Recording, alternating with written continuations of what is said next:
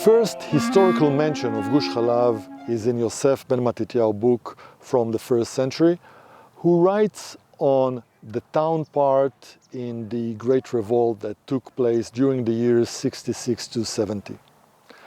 Yosef writes that Gush Halav was a town whose inhabitants were peace-loving and most of them were farmers. A Jewish settlement existed here from the time of the Second Temple until the beginning of the Ottoman period in the 15th century. Apparently, individual Jews continued to live here until the 19th century.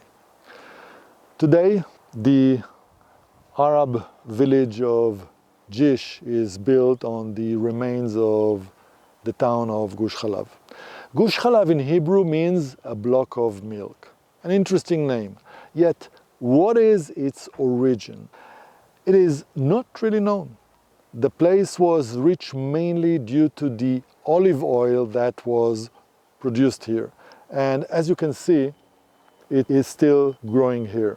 And it may be that this is the connection to the name of milk, which has connotation of wealth. Some believe that the origin of the name is due to the white limestone rocks of the hill on which Gush Halav was built. Before we visit the remains of the ancient synagogue, it is necessary to mention the most famous persona from Gush Halav, one of the leaders of the Great Revolt against the Romans, Yochanan ben Levi, meaning Yochanan, son of Levi. I will refer to him as John of Gush Halav and will mention that in some places he is named John of Jish. John was responsible for collecting the grain tax from the entire region to Gush Halav for the Romans. And this was done until the Great Revolt.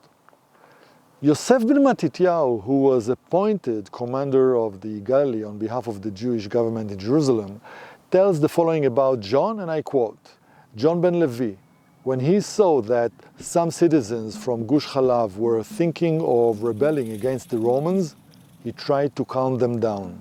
But when the foreigners from foreign towns attacked Gush Halav and captured it, set it on fire and destroyed it, he turned into a different person. He gathered an army, attacked these foreigners, beat them, and rebuilt Gush Halav, surrounded with a wall built better than it was originally. During the Great Revolt, in the year 67, Gush Halav was the last of the cities of the Galilee that held out. Titus, later to become the Emperor of Rome, was sent together with Vespasian, his father, to suppress the Great Revolt, initially concentrating in Galilee. Titus was sent to Gush Halav with 1,000 soldiers. When he arrived to the city, according to Yosef ben Matityahu, John of Gush Halav asked him not to start a war on Sabbath, Saturday. Titus agreed, and John left the city during the night along with several thousands of the zealots. The next day, the city residents opened the gate and surrendered. And the rest is described in a separate video named John of Gush Halav and the Great Revolt. According to the tradition, since the days of Yoshua bin Nun, known in English as Joshua, in the period between 1200 and 1250 BC, the town's fort was surrounded by a wall. This is probably according to what is written in the book of Judges about the tribe of Asher, who failed to conquer several cities in the area that was allotted to it. Two of them bear names related to the word milk, as written in the book of Judges chapter 1. That is, he failed to conquer them, and the common reason that they were fortified. In Gush Halav, there are the remains of two ancient synagogues. One in the Wadi of Gush Halav Brook, a few hundred meters from here, which we will be visiting shortly, and it will be our main focus today. And the second synagogue, not much left of it, was here at the top of the town. This is today the church of the Greek Catholic community of Gush Halav, Mar Butros. The builders of the church used also the stones of the synagogue, and even today it is possible to notice, about 50 meters from here, remains of the synagogue, which was probably built at the Second Temple period.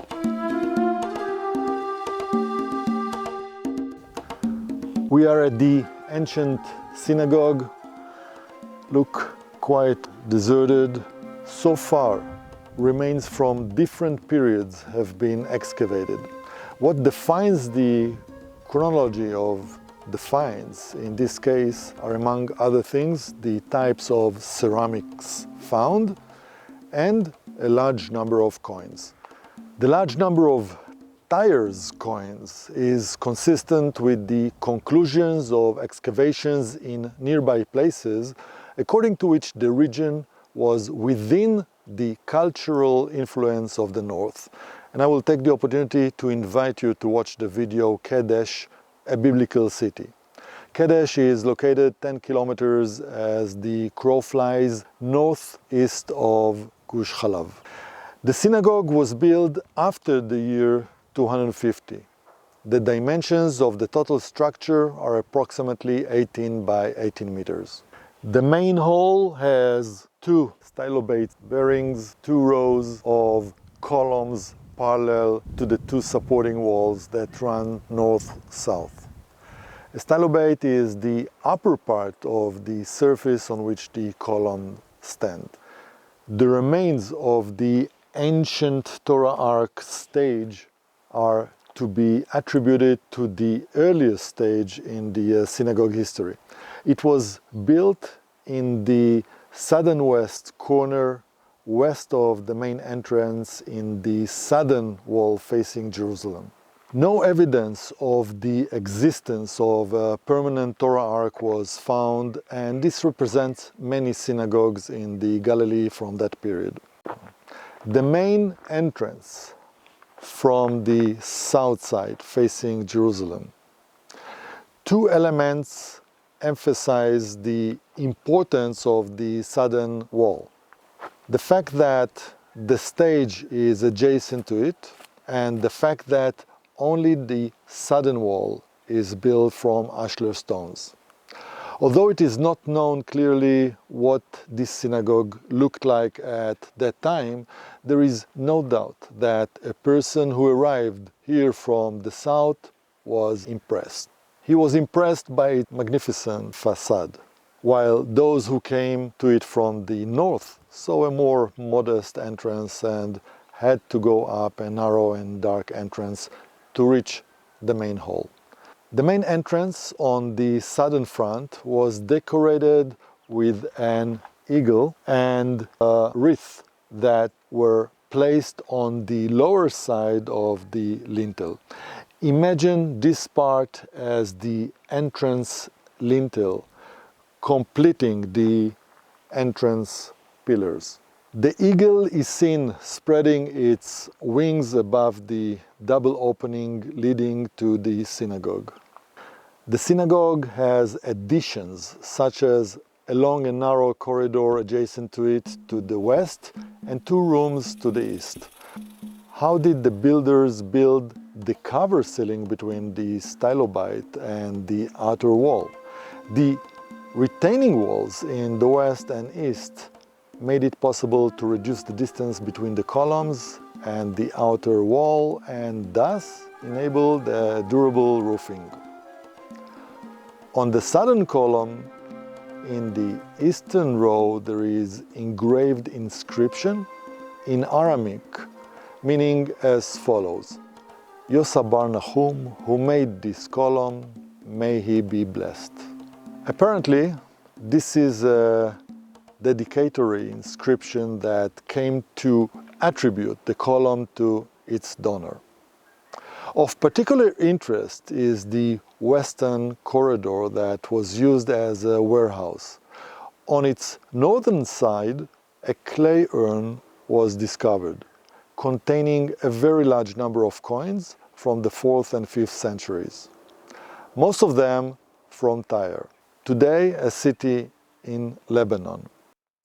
The earthquake during the year 316 probably caused a lot of damage to the building, and it was necessary to carry out significant repairs that made the structure of the synagogue in the late Roman period more solid.